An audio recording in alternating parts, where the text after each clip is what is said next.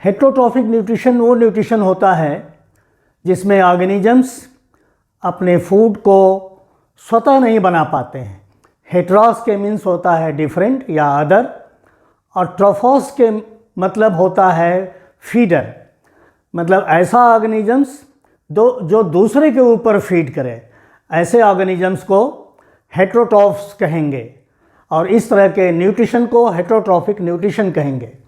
तो जो हेट्रोट्रॉफ्स हैं उसमें आते हैं all the animals, fungi and most bacteria, ये हेट्रोट्रॉफ्स को इंक्लूड करते हैं।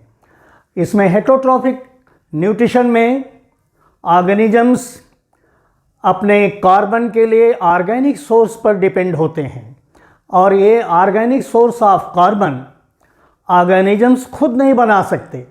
ये इनऑर्गेनिक सब्सटेंसेज या इनऑर्गेनिक मटेरियल से स्वतः अपना भोजन नहीं बना सकते हैं।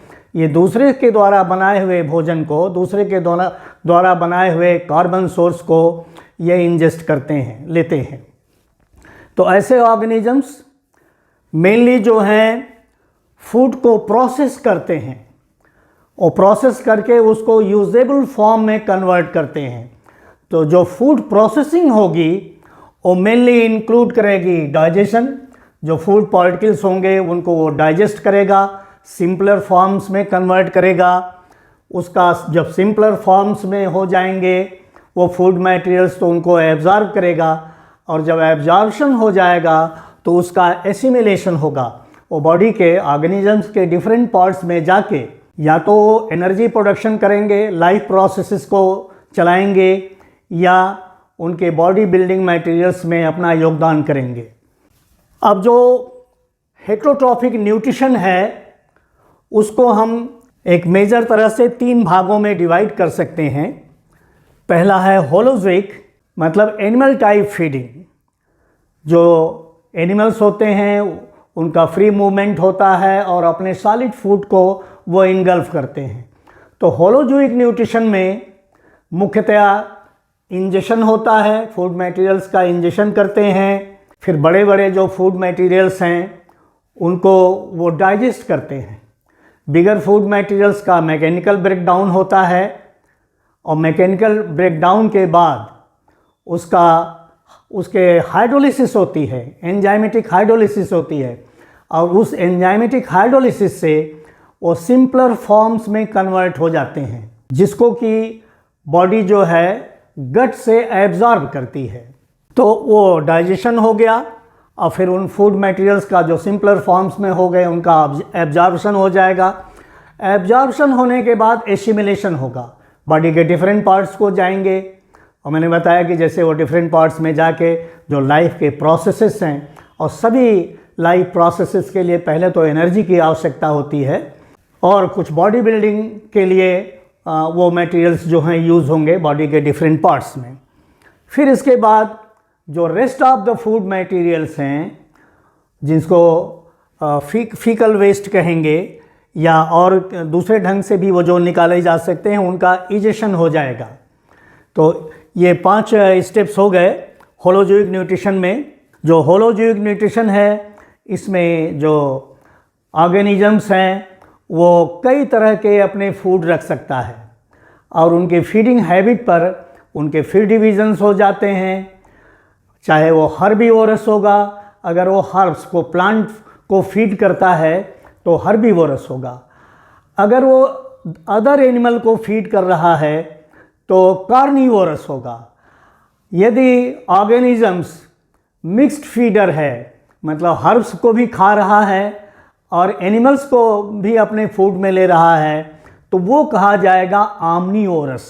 इस तरह से फूड के ऊपर इनकी 3 कैटेगरी हो गई, और उनके फीडिंग हैबिट के हिसाब से। कुछ एनिमल्स माइक्रोफैगस होते हैं जो स्मॉल पार्टिकल्स को फीड करते हैं, जैसे अर्थवर्म। कुछ एनिमल्स मैक्रोफैगस होते हैं और बिग पार्टिकल्स को ईट करते हैं, जैसे हाइड्रा। कुछ एनिमल्स, कुछ ऑर्गेनिजम्स फिल्टर फीडर होते हैं। पहले वो फिल्टर करते हैं, कोई भी चीज़ इंजेक्शन से पहले उसको फ़िल्टर करते हैं, और जो स्मॉलर पार्टिकल्स होते हैं उसी को इंजेस्ट करते हैं, अपने गट में लेते हैं।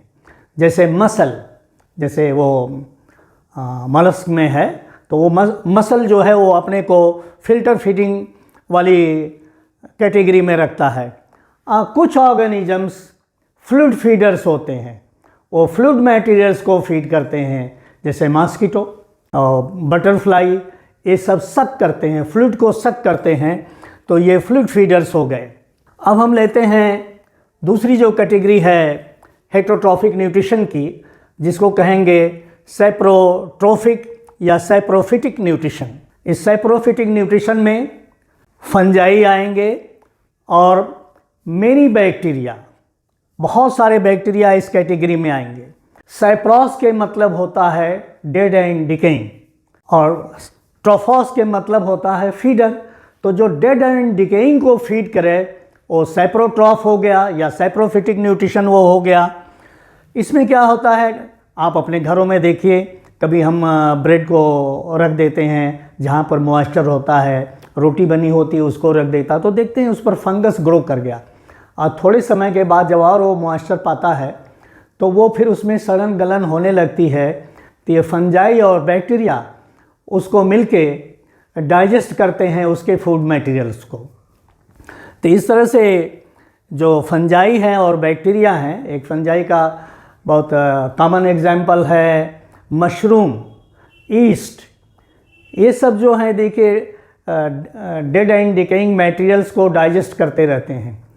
ये जो सैप्रोट्रॉफ्स हैं ये अपने अंदर से एक एंजाइम सेक्रेट करते हैं, और वो एंजाइम जो है आउटसाइड ऑफ द बॉडी, वो जो डेड एंड डिकेइंग मटेरियल्स हैं उनके सब्सटेंसेस को डाइजेस्ट करता है, और जब इनका डाइजेशन हो जाता है तो उन डाइजेस्टेड फूड मटेरियल को ये अपने बॉडी में एब्जॉर्ब कर लेते हैं, तो इनका नरिशमेंट चलता रहता है।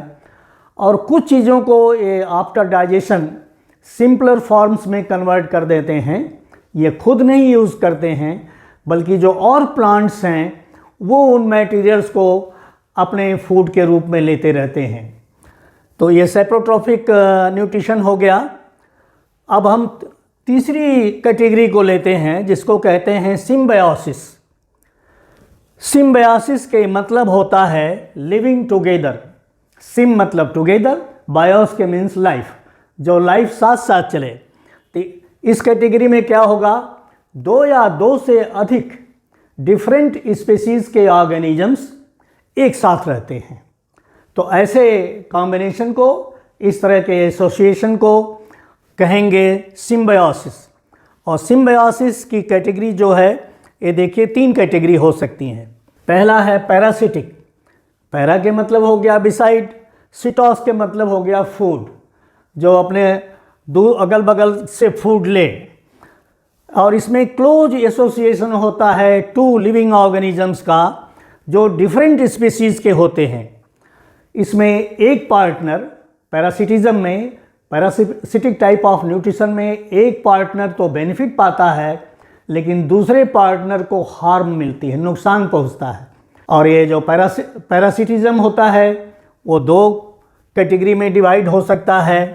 एक एक्टोपैरासाइट होगा जो ऑर्गेनिजम्स के ऊपर पाया जाएगा, और एक एग्जाम्पल मैं आपको बता दूं, टिक्स, और ये लीच जिसको जोक जानते हैं, और ये कुटकी जिसको बोल सकते हैं लोकल लैंग्वेज में, कुटकी डॉग्स पर या काऊ पर, इन सब पर देखिए तो छोटे छोटे कीड़े लगे रहते हैं, तो उनको दवाएं लगाते हैं, उनको हटाते हैं। और लीच को आप शायद देखे होंगे, जिसको जोक कहते हैं, वो जो एनिमल्स पॉन्ड में या लेक्स में जाते हैं वो वहाँ पर पाए जाते हैं, उनके स्किन पर वो अपना शक्कर लगा देते हैं, और शक्कर लगा के वहाँ से उसका ब्लड सक कर लेते हैं। तो लीच की एक क्वालिटी ये है कि ये बरसों तक बिना खाए पिए, एक बार अगर ये ब्लड सक कर ले तो एक वर्ष तक करीब ये बिना खाए पिए रह सकती है, उसी एक ब्लड के सकिंग के द्वारा। तो ये हो गए एक्टोपैरासाइट। दूसरे होते हैं एंडोपैरासाइट्स। एंडोपैरासाइट मतलब जो इनसाइड ऑफ द बॉडी रहे, और एंडोपैरासाइट्स के एग्जाम्पल्स हैं प्लाज्मोडियम, जिसको आप मलेरियल पैरासाइट कहते हैं, जो कि यूनिसेलुलर है, ये प्रोटोजुअन को बिलोंग करता है और ये फीमेल एनोफिलीज मस्कीटो में रहता है और उसके बाइट से ये ट्रांसमिट होता है एक जगह से दूसरी जगह। फैशियोला है, ये जो कि कैटल्स के बाइल डक्ट में रहता है, अब बाइल को ये सक करता रहता है तो उसके लीवर को ये इफेक्ट करता है। टीनिया है, टीनिया सोलियम का नाम पॉपुलर है, इसको आप फीता क्रीम के रूप में जानते हैं। ये ह्यूमन के गट में रहता है और इस गट में रह के ये इतना पैरासिटिक लाइफ के लिए एडेप्टेड हो जाता है, अपने को इतना अनुकूल बनाता है कि इसके अंदर सारे ऑर्गन्स, इसके अंदर डाइजेस्टिव सिस्टम पाया ही नहीं जाता, ये अपने होस्ट के फूड को सक कर लेता है और खुद का इसका जो डाइजेस्टिव सिस्टम है, एलिमेंट्री कैनाल है, वो इस एनिमल में पाया ही नहीं जाता और ये पड़ा रहता है। तो इस तरह से इसमें जो पैरासाइट है और एक होस्ट है, तो होस्ट जो है वो उसको नुकसान पहुंचता है और पैरासाइट जो है वो बेनिफिटेड रहता है। कभी कभी सीरियस डिजीज़ भी ये काज करते हैं। फिर दूसरी कैटेगरी है सिम्बायोसिस में म्यूचुअलिज्म की। म्यूचुअलिज्म में जो दो पार्टनर रहेंगे डिफरेंट स्पीसीज़ के, ये दोनों एक दूसरे से बेनिफिट पाते हैं। इसका एक बड़ा कॉमन एग्जाम्पल है जितने भी रूमिनेंट्स हैं, रूमिनेंट्स मतलब गोट है, सीप है, काऊ है, इस तरह के बहुत सारे ऑर्गेनिजम्स जो कैटल्स हैं, इनका जो स्टमक है इसमें कई पार्ट्स होते हैं और जो इनके स्टमक का पहला पार्ट होता है वो र्यूमेन कहा जाता है। तो उस र्यूमेन में बहुत सारे बैक्टीरिया पाए जाएंगे, सीलिएट्स पाए जाएंगे, फंजाई पाए जाएंगे और उसमें वो फर्मेंटेशन काज करते हैं फूड मटेरियल्स का।